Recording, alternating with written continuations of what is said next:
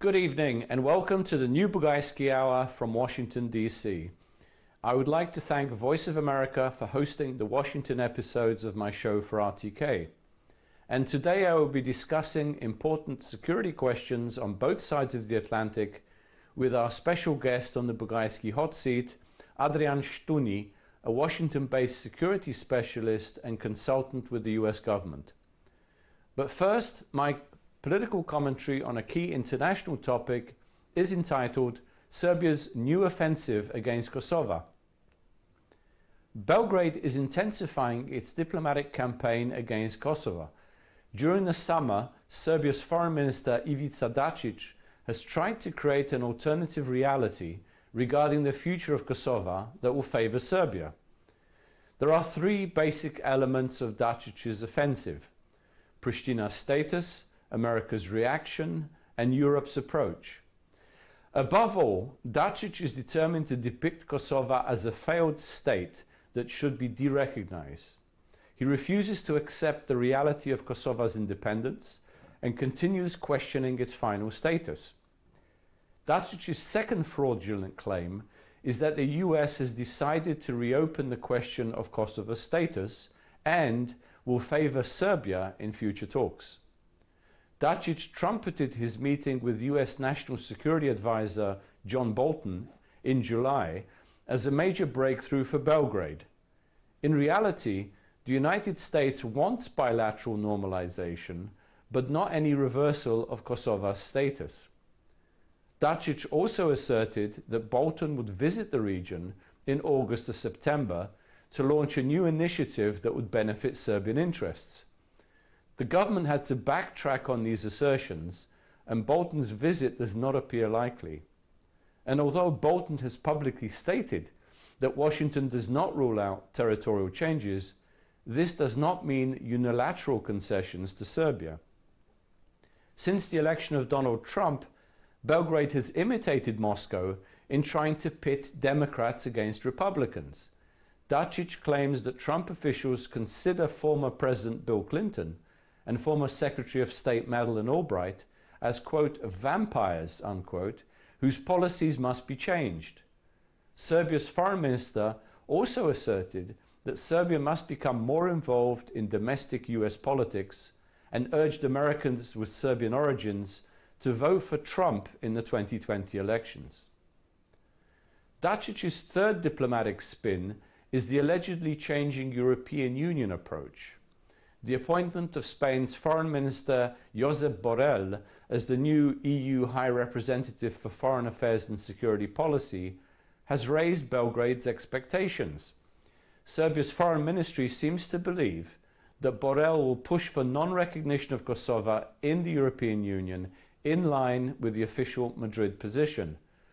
In reality, Europe's foreign policy chief cannot automatically pursue the position of his government, or he will be censured by the vast majority of governments who have recognized Kosovo. Dačić has two primary goals. First, to create the impression of success for Belgrade on the eve of restarted negotiations with Pristina, and second, to weaken Kosovo's position by promulgating the notion of its declining support in Washington and Brussels. However, the propaganda of success only has a limited impact when it does not correspond with reality.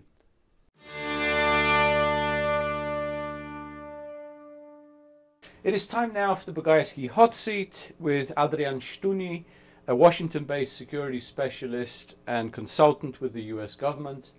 He has held positions with the UN mission in Kosovo and at the US Institute of Peace here in Washington. So thank you for joining me on the show, Adrian. Thanks for having me.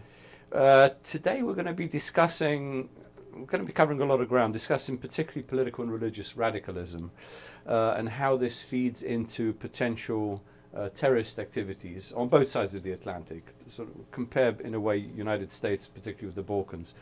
But before we begin, Adrian, tell us a little bit about yourself, about your background, how you got to the States.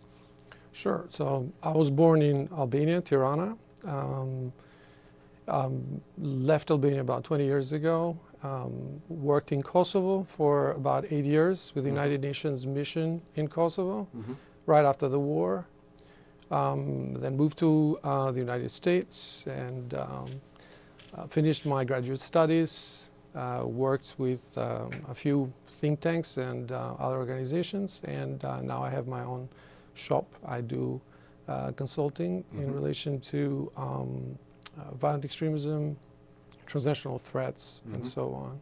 So you're very much in demand, given given that the politics in the United States at the moment and the sometimes heated atmosphere. Let me begin with a very basic question, Adrian. What are the main drivers of political and religious radicalism on both sides of the Atlantic, both in the United States and the Balkans? How would you compare them? There are similarities and differences. All violent extremism and political violence thrives when there is a polarization within societies. There is discontent, unmet expectations, but more than anything else, populist rhetorics and politicians or individuals that stoke the fears, the general fears within the population, or instrumentalize the problems internally. There is a component that is very important also to mention, which is ideological. There is a lot of debate whether it is poverty, whether it is lack of education and critical thinking skills. But studies have shown that those are not good predictors of engagement in terrorist organizations and terrorist activities. Let's take the example, for example, of the Balkans or specifically in Kosovo. I've done extensive research on specific cases, a large number of individuals, and there was no indication that these individuals came primarily from deprived backgrounds or that had a lack of achieved education relative to the average. Basically, in sum, the individuals that have traveled to Syria and Iraq did not have a lower level of achieved formal education. And they didn't primarily come from deprived backgrounds. There were those that came from privileged backgrounds. There's those that came from less privileged and poor. Same with the 9/11 bombers. Correct. So basically, I wanted to tie it to international terrorism. Basically, what we've seen elsewhere. This is a trend that we've seen among those individuals that engage in terrorist activities in the Middle East. You name it. You mentioned Saudi Arabia. You mentioned, well, actually, Egypt as well, Saudi Arabia. Sure, the 9/11 bombers. Yeah. Correct. So they did not come from modest backgrounds. Actually, they came from privileged backgrounds. They had high levels of education, especially engineers. Doctors as well. And so this is why, I mean, we're seeing the same thing in the States, you know, among the shooters or the Unabomber earlier on, basically, they come from privileged backgrounds most of the time. And there is an ideological component, basically, that we need to unpack a bit more. I want to get to the ideology in a second, but one thing you mentioned, which I think is very important, polarization leading to radicalism. We've seen polarization both in America but also in many European countries as well as the Balkans. What is the reason for this? Why is it more polarized than I remember it 10, 20 years ago? There is a lot of developments that were not there 20, 30 years ago, or they were in their nascent stages, such as globalization, such as social media, right? So globalization is a phenomenon that has helped a lot when it comes to connecting everyone, you know, bettering the standard of living and all that. But at the same time has created some grievances among certain pockets of the society that have not been able to keep up with the change and the transition. We are seeing that everywhere. There is resentment. primarily with the political class, the traditional political parties. There is pockets of society that feel left behind. So those transformative trends have created also what is generally considered as cultural anxieties. So you have a clash between the cultural anxiety and the needs for workers from abroad. So, for example, in Europe, in a lot of places, you have the average age going up of the population, less available skilled or unskilled labor, which needs to come from abroad. People that come from different countries, they bring their own set of, traditions and cultural traits.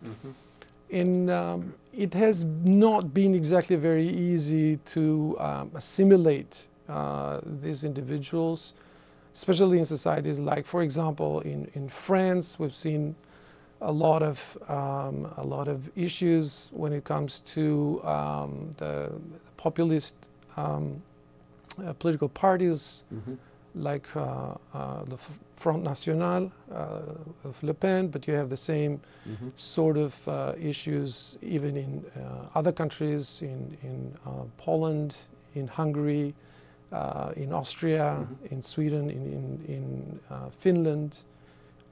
Even more recently, in the local elections in Germany a few days ago, you had the far right political party that made Alternative for Deutschland, yeah. Alternative for Germany, that made huge gains. So it's not isolated, and it's more of a general trend across the globe. Right. You mentioned, again, another important element in this is populism. How would you define populism, or in this case, I suppose, radical populism? Because there's populist elements in each party, the promises that are made, but populism has a very specific, I think, nexus. What are the main elements of populism, would you say? It manifests itself in very different ways, but political parties that are populist know how to tap into the resentment of the general population and instrumentalize it. Basically, as I mentioned, there is this fears which are associated with the culture, indigenous culture, and sometimes there's this conspiracy theories that migrants are going to supplant the local population gradually. Replacement theory. We've seen how it has played out in the United States as well. In a few cases very recently, last month, with mass shootings. So populist political parties or populist politicians, they know how to galvanize these fears.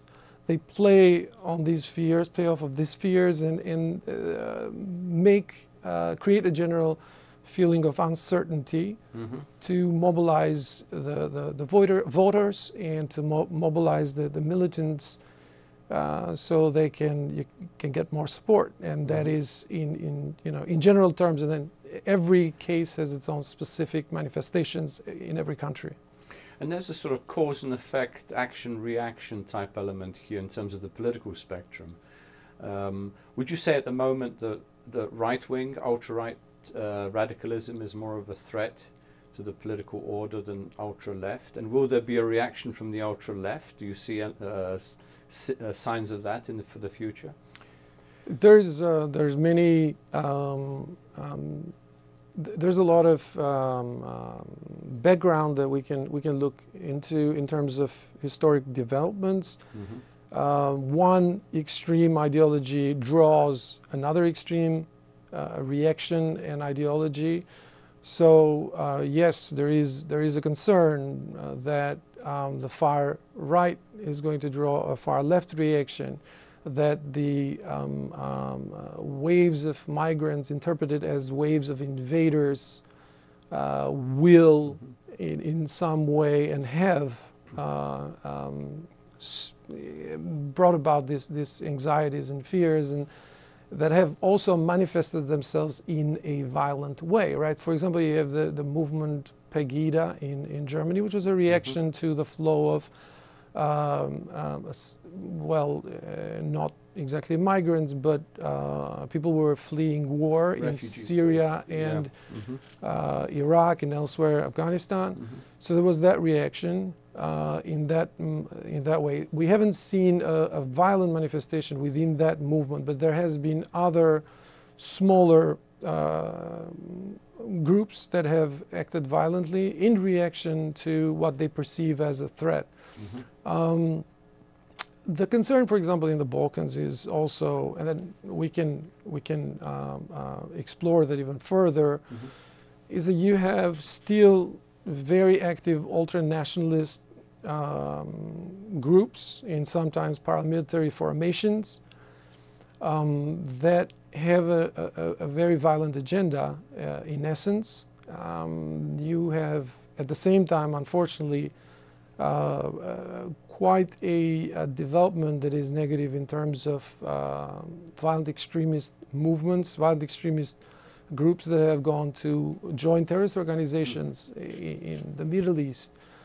Now, some of those groups some of these people have returned, some of these fighters have returned, for example, from Ukraine, where they've gone to fight. There's been claims, official claims, that the numbers were in the hundreds of the fighters who went to Ukraine, primarily supporting secessionist and the Russian proxy forces, Russian proxy forces, whereas in the Middle East there has been those supporting jihadist organizations. So the return might be problematic. I want to come back a little bit to that, Adnan, because I think there's also definitional confusion. For instance, those coming back from the Middle East are considered terrorists, but the Christian mercenaries coming back from occupied parts of Ukraine aren't necessarily considered or defined as terrorists.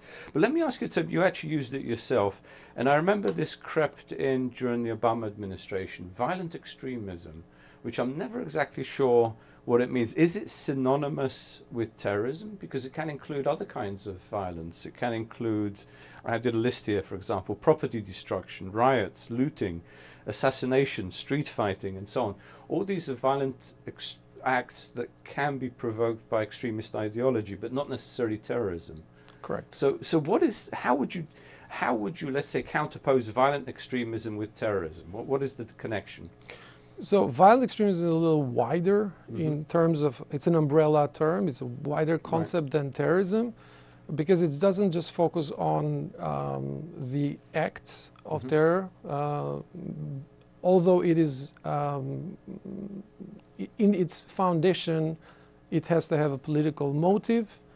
It has to be a non-state organization that wants to achieve something through the use of violence. But can't it also be a state-sponsored organization? There's all sorts of false flag operations that it can be drawn. It's not easy to define. It's very complex, and it's utilized in different ways, this concept, this fear of terrorism, even in authoritarian regimes to clamp down on opposition.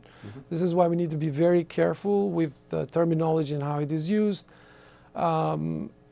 because it can be misused, and it is being misused, right? So, and also there is a very selective, as you mentioned, way of looking into one form of violent extremism and then ignoring a different form of violent extremism because of political agendas and expediency, right? But generally speaking, violent extremism includes not just the act of terror or perpetrating an act of terror or planning an act of terror, but it also includes the planning, funding of violent extremist activities, pushing propaganda that results in, acts of terrorist violence and so on. So it's a bit broader. It captures more activities, and it also has other components when it comes to preventing and countering violent extremism, preventing by stopping the radicalization and countering in terms of working with those individuals that have been affected by violent extremism or have been members of organizations that promote violence, and then so getting them out of that place, rehabilitating and reintegrating them. There's always historically been some confusion between guerrilla warfare and terrorism. Yes. Usually guerrilla warfare is defined as rural based, but there's also urban guerrilla warfare, where guerrilla movements take over cities and may engage in terrorist acts. Correct. So this overlap between terrorism and other forms of warfare, I think, is pretty widespread.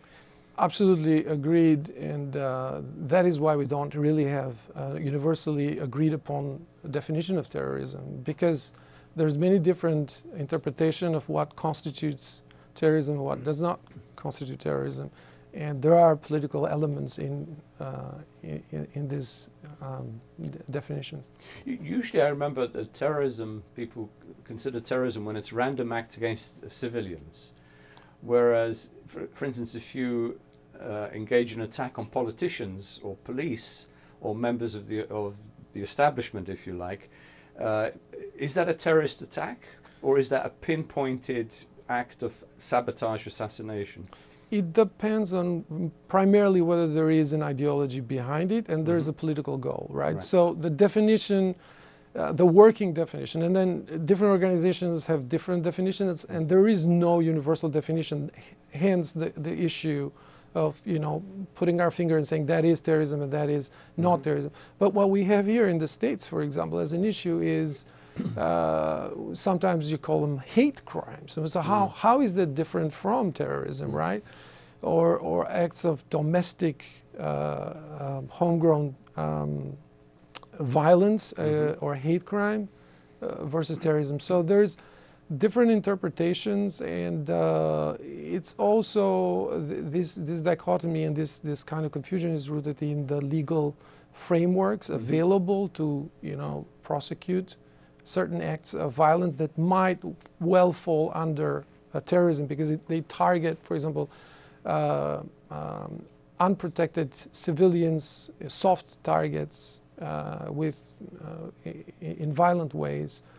And when there is a political motivation, when there is an ideology behind them, in my view, there should not be any difference. They should be called terrorist attacks. What are the varieties, turning to ideology now, in radicalization that leads to violent acts, potentially terrorism? I mean, two spring to mind. There's political terrorism and religious terrorism. In other words, but both are driven by some kind of an ideology, both religion and politics. How would you distinguish between the different ideologies or different motivations for terrorist acts? You have ecological terrorists. You have ultra-nationalist organizations that do engage in terrorist activities. You have secessionist and animal rights as well. Absolutely, that's what I was saying. So you have secessionist organizations like IRI, right? So in Ireland, or you had other such organizations in Spain, ETA. In the old days in the Balkans. Sure, absolutely. So there's so many different colors and shapes.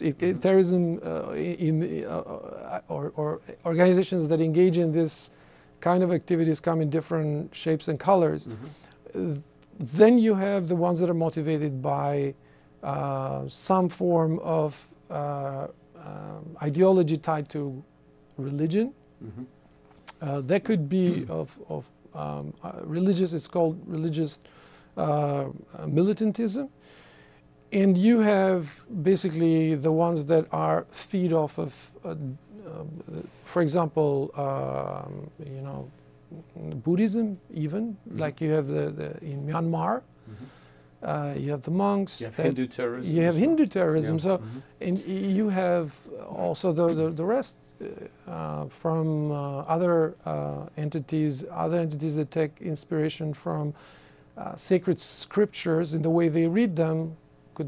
could be Christian scriptures, or could be Islamic scriptures. I was going to say, some of the far-right, Breivik for instance, some of the far-right terrorists could be considered Christian extremists, Christian terrorists. Sure, I mean, it's a mix, right? And so they're not focusing only on just one thing. There is an amalgamation of different threats that are perceived.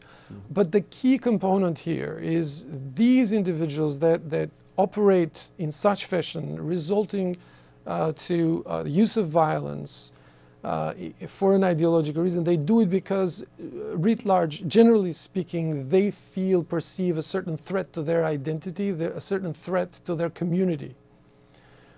They feel that their community is being targeted for annihilation, is being targeted for replacement, is being targeted in a way that they cannot stand by and take it. And this is why they justify a reaction that is based on violence to protect their culture, identity, existence, very existence. So it's fear that turns to hate, that turns to violence. It's a very common and known formula. What happens with individuals who may not be motivated by any kind of ideology, basically a sociopath? We've seen some of these in the United States in recent weeks. Well, we often see them in the United States. You know, somebody has access to weapons and ammunition and decides to go on a shooting spree, either because his wife has left him or he's lost his job. I mean, what kind of terrorism is this? How would you define this? Is this individually motivated? Is this sociopathic terrorism of some kind? So we need to be careful when we label things. So, for example,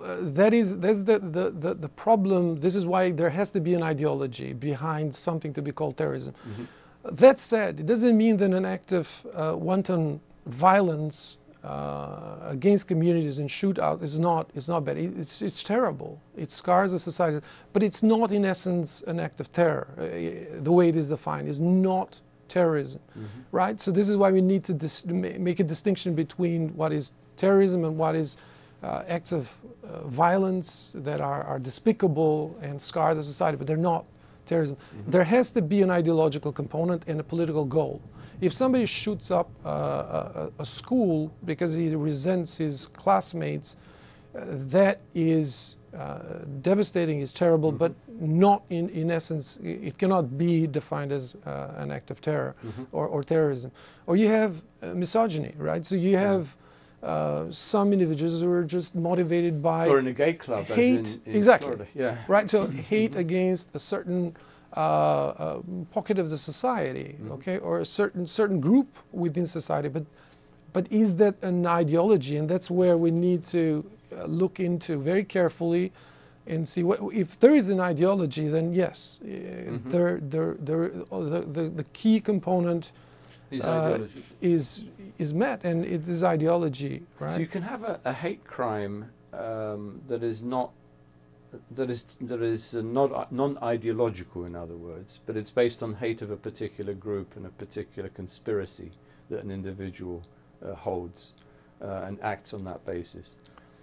If it is generally grounded in an ideology, then it meets the preconditions to be defined as an act of terror. But then again, there is the other considerations, legal considerations within the framework that we operate. I mean, different countries have different legal frameworks. And these days with the so-called social networks and social media, it doesn't really take an organization recruiting somebody. Absolutely. Somebody could start reading this nonsense on the internet and decide to act on it and go out and kill people. Absolutely. So, you know, again, how do you define that? Is it simply a hate crime? Is it an act of terrorism? Is it organized? Because somebody's organizing this material out there, presumably.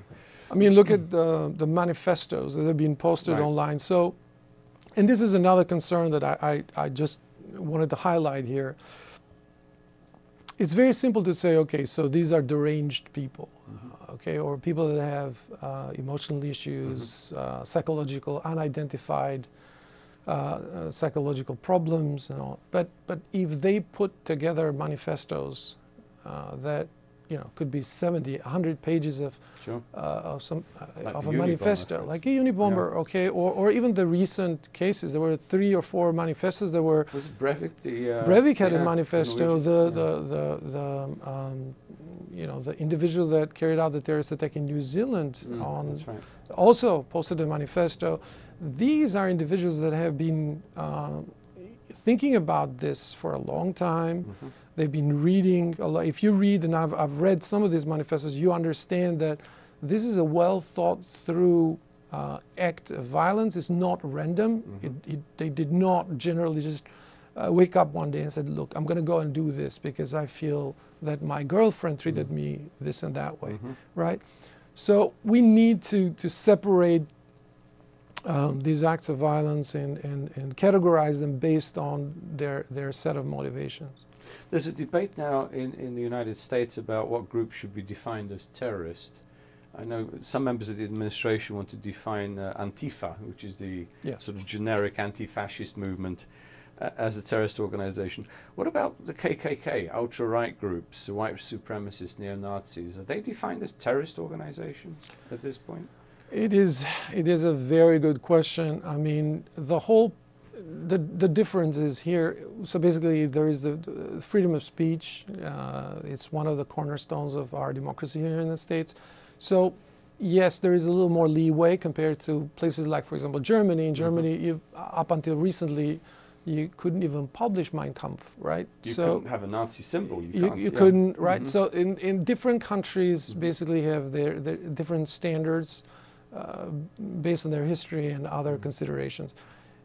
KKK, yes, very despicable ideology, which is absolutely, you know, discriminatory and so on. People. That's they terrorism. Have absolutely. Well, so that's the difference, right? So if an organization is inciting people to commit acts of violence, that's where you actually cross the threshold, right?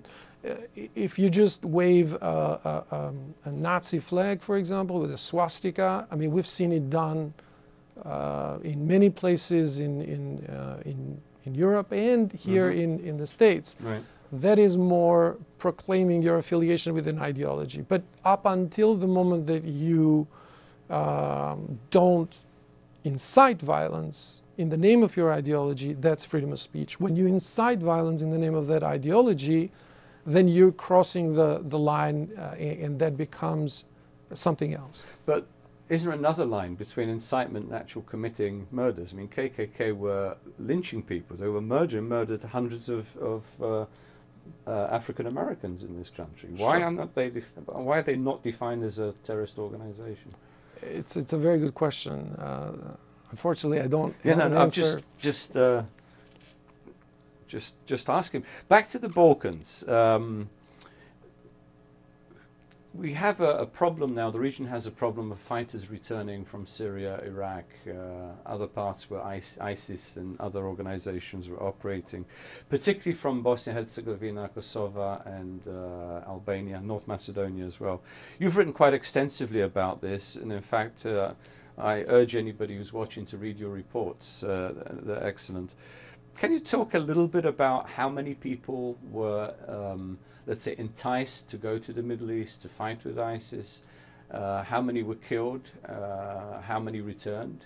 And how many are due to return in the near future? Sure. How many were enticed we cannot put a number to that because we don't understand the full extent of the problem. It's not measurable based on the information that we have, and that is a key component of the whole problem set that I wanted to come to a little later during our conversation. But I wanted to give an answer to the questions that you had. So, for example, based on official data that we have, the number of individuals from the countries of the Western Balkans who have traveled to Syria and Iraq, the number is 1,070. That is a huge number, considering the small, considering the small populations of these countries separately or the region in itself. The highest number of individuals from the region originated from Kosovo, who traveled to Syria and Iraq to join primarily terrorist organizations like the Islamic State and Al-Qaeda fractions that are still fighting in that region. The number of those that have been killed is upwards of 260. The number of those that have returned is about 460. And there is over 500 individuals that are still presently in Syria and Iraq. Now, where are they? They are primarily held in detention centers and camps administered by the Kurds in Syria. The situation is really precarious when it comes to these camps, and it's problematic because if you look at the contingent who's left there, and not all these 500 individuals that we're talking about are in camps or in prisons. So the fighters are in prisons, okay, but the women and the children and the elderly are held in these camps. Women, children, and elderly associated with individuals that are considered to be foreign fighters. But were they local women that they married, or women that came with them when they left the Balkans? It's a mix, but primarily it's women that originated from the Balkans, and that said, some of them were from the diaspora. Between 10–15% of this number that was mentioned, 1,070, actually lived elsewhere in Europe primarily, but also in the States. So how many children are there also that are coming back? Because I gather that that quite a few were born during these last few years during the war period, and now the couples obviously want to bring those children back to Kosovo and to Bosnia. That is one of the most haunting issues. There's going to be a long-term challenge that will require a lot of time, resources, specialized expertise to deal with. Kosovo is one of the countries, one of the only countries in Europe that has accepted the repatriation of a big number of women and children in one go. There was 110, out of which about 4 were presumed fighters, up until they are found to be fighters by the legal institutions, but primarily women and children, so about 70 plus children. In Europe, countries like France, Germany, Switzerland, Holland, basically, and others, Belgium, they've only accepted the return of the children that were left in these camps without parents. So orphan children of ISIS fighters. Because there is this component of, okay, so do you want to separate the children from the women, the mothers, and then can you assume that the mothers were blameless, that they did not engage in one way or another in terrorist activities? And let me emphasize one thing. Engaging in terrorist activities does not mean just grabbing a weapon and shooting on behalf of that ideology or organization that you support. You're talking about war crimes of some kind. We're talking about very complex crimes that are very hard to investigate because happened in a foreign country in war, in times of war. And so collecting the evidence is so complex, it's so hard, and then making that evidence acceptable in a court of law within a different legal framework, it's very complex. And this is why we've seen a reluctance by countries in Europe to take back their fighters, to take back their even the women or the children. And again, let's emphasize this portion here. Children are victims of their fathers and mothers. There is absolutely, from a humanitarian standpoint, no debate about this. Yet, we need to emphasize something. From the age of 6, these children that lived under the so-called caliphate were engaged with, were put in these training camps, ideological and military. They received ideological and military training, 6 to 15, right? And so throughout that period of time, they received ideological indoctrination, they received military training, and in some cases, they've also participated in armed combat. Right. Now, how do you deal with that component? And it's not Child just soldiers. You have that all over this is Middle not East and Africa. absolutely. This is not something new, but it is new to the Balkans. It is very new because this is something the Balkans has not had to deal with terrorism in the classic form of it for a long time. Arguably, I don't remember it in my lifetime. Since before World War II. Before World War War II. More II. assassinations rather than Correct. terrorism. So that is, and therein lies the problem, because there is no specialized expertise like the ones that you would have in Italy, you'd have in France, you'd have in the UK, because they've had to deal with different waves of terrorism. Here, this is a new thing. We didn't even experience any kind of heavy terrorist activity during the wars in the Balkans. I mean, there were no suicide attempts, attacks in the Balkans, be that during the war in Kosovo, during the war in Bosnia. But now you have at least 5 or 6 individuals from Kosovo alone who have blown themselves up in Syria and Iraq. This is inconceivable. And so we need to look at the ideology component to understand why would somebody go and kill dozens of individuals and blow himself up. You need to understand what made that individual do that, and not just the individual, but the group of people that supported him. Without understanding that, we're not going to be able to undo it. And so this is why it's important to get to the root of the problem. Right. Going back also to those fighters coming back to Kosovo and Bosnia, particularly, let's say Kosovo, this is where definitions are important, because are they mercenaries? Are they terrorists? Are they foreign fighters? Are they guerrillas? I mean, and the definition, let's say, underscores what crime they could be categorized under. So how does, for instance, Kosovo categorize those people coming back?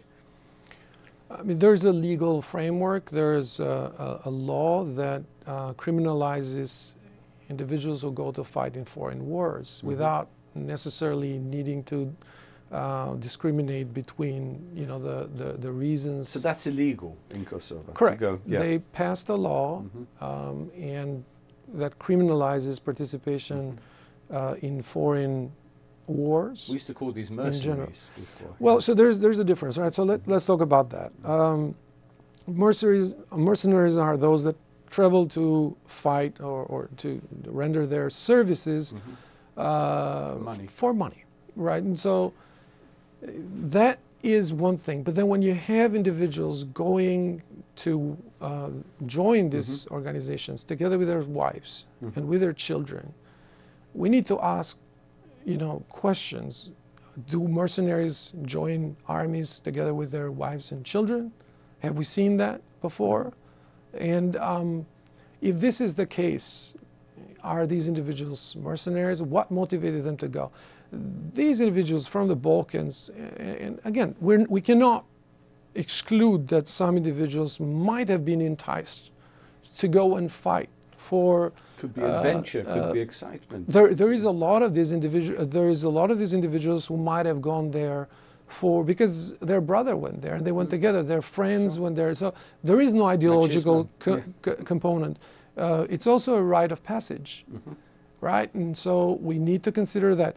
But largely speaking, based on ample evidence of even these individuals coming on social media and broadcasting videos, proclaiming their, commitment to the caliphate and the leader of the caliphate, you could see that these individuals, generally, broadly speaking, okay, not absolutely, but broadly speaking, they traveled to Syria and Iraq because they believe in an ideology, and they believed in ideology.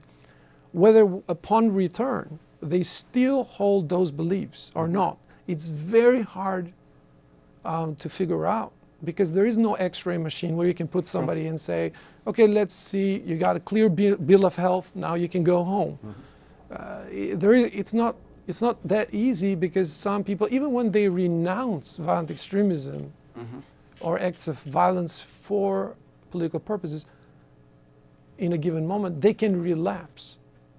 And this is the critical question. And I wanted to go back to the original question that you asked. Okay, so what to do with these individuals that have returned? We have a very high concentration of returnees in the Balkans, primarily in specific areas. For example, Kosovo has about 243 individuals that have returned. That is 130 plus returnees per million population. Okay? If you compare it to anywhere else in Europe, the numbers are very, very high, uncomparable. For example, look at UK, France, and Germany. The rate of return for these countries is between 4 and 6 per million. Kosovo, 134 per million. So it's important to wrap our head around the dimension of the problem we're talking about, and then tying that to the lack of resources.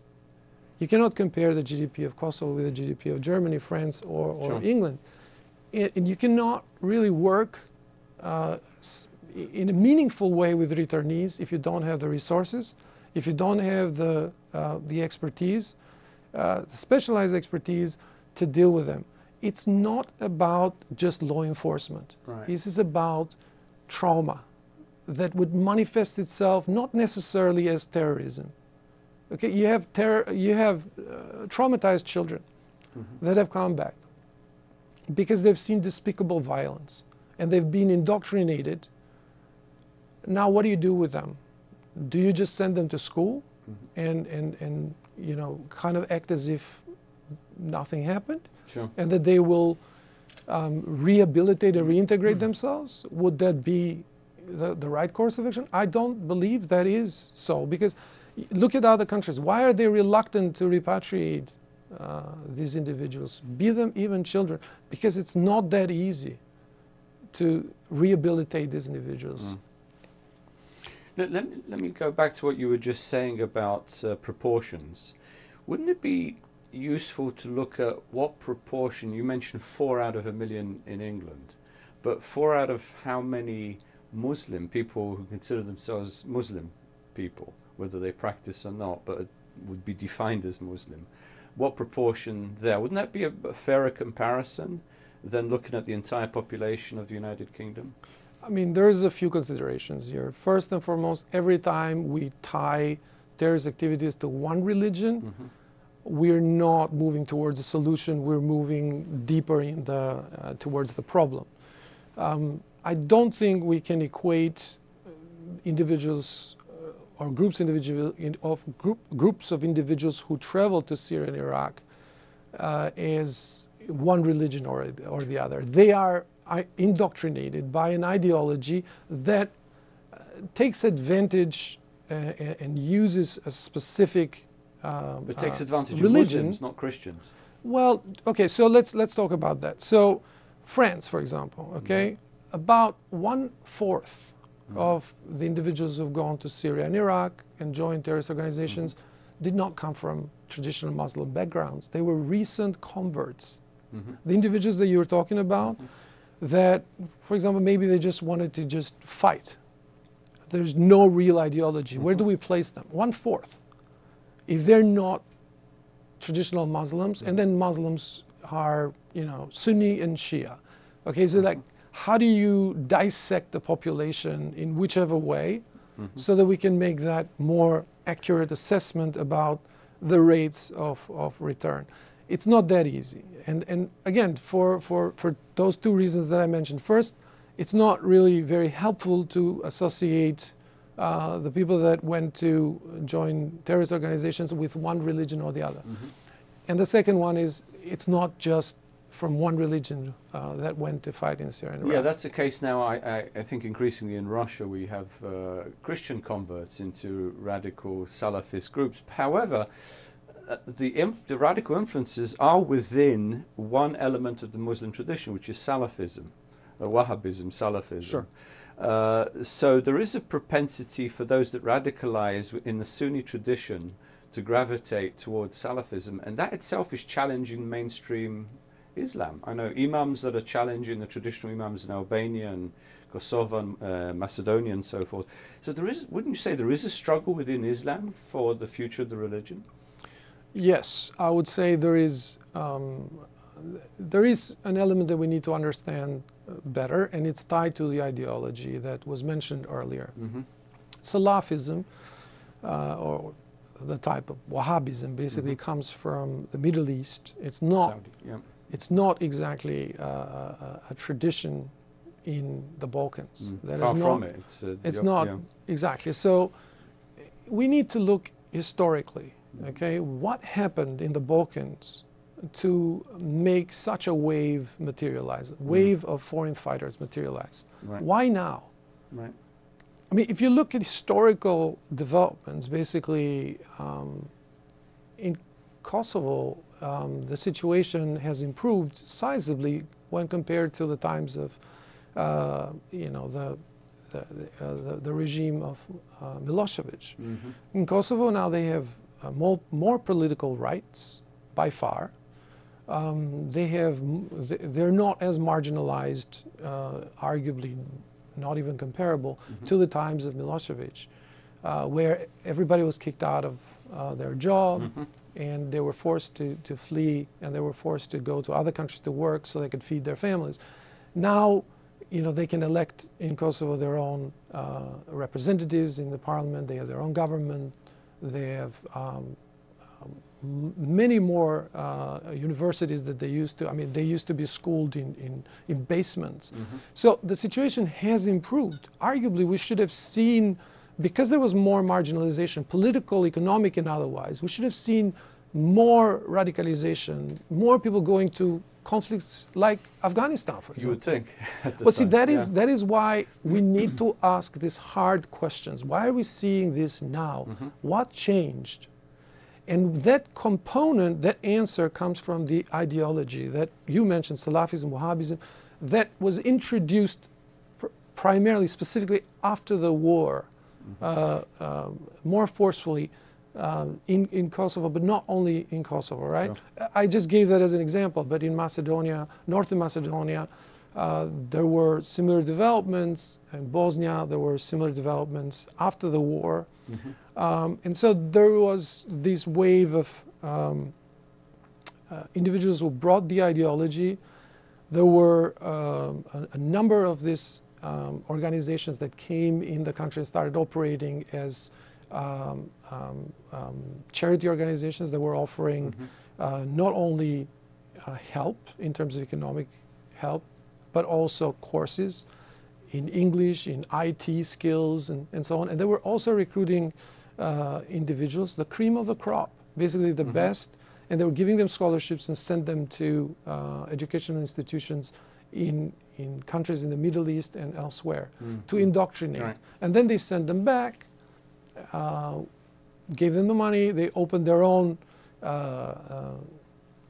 organizations, they built their own mosques that mostly operated outside the purview of the central Islamic authorities. And so this is what we need to look into, how this ideology permeated and proliferated within societies that are largely have largely been secular, and even the Islamic tradition has been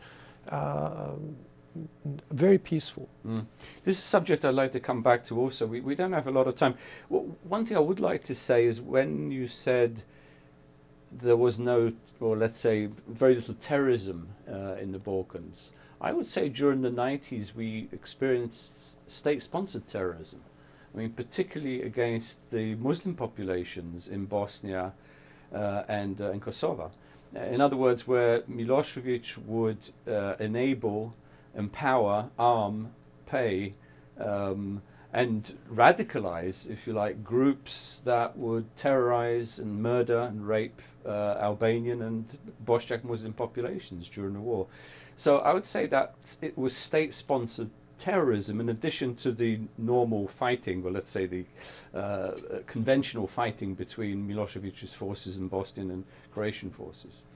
Absolutely. I mean, historically we have seen those developments, but as far as we're talking about organizations that have an international component, international terrorist organizations, we have not seen a presence of these organizations in the Balkans, right?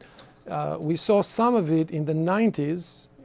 There were some operating in the Balkans, I mean, in Albania, in Tirana, as well. There were operations, there were cells tied to Egypt.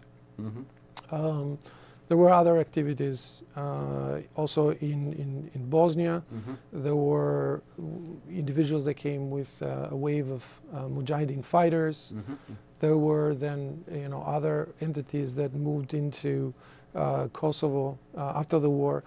But before that, we did not see any such development in terms of international organizations that sponsor terrorism, that promote terrorism, that carry out acts of terrorism to operate in the Balkans. That's what I was referring to. And then you look at whichever country, they have their own interpretation of who is a terrorist and who is a freedom fighter. Unfortunately, that polarization actually feeds into what we are experiencing. That's why I think it's important that we start with all these definitional aspects. Adrian, we don't have any time. Thank you very much for coming to my show. I'd like to have you back. There's many subjects we didn't cover, which is the sort of future threat of terrorism in the Balkans, counter-terrorism, the nexus between terrorism and organized crime, foreign influences, foreign intelligence agencies, and how they may be sponsoring. So there's a lot of ground to cover for a future discussion. But thank you very much for joining me.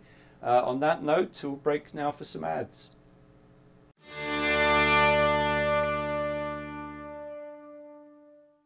Unfortunately, we have already come to the end of today's show.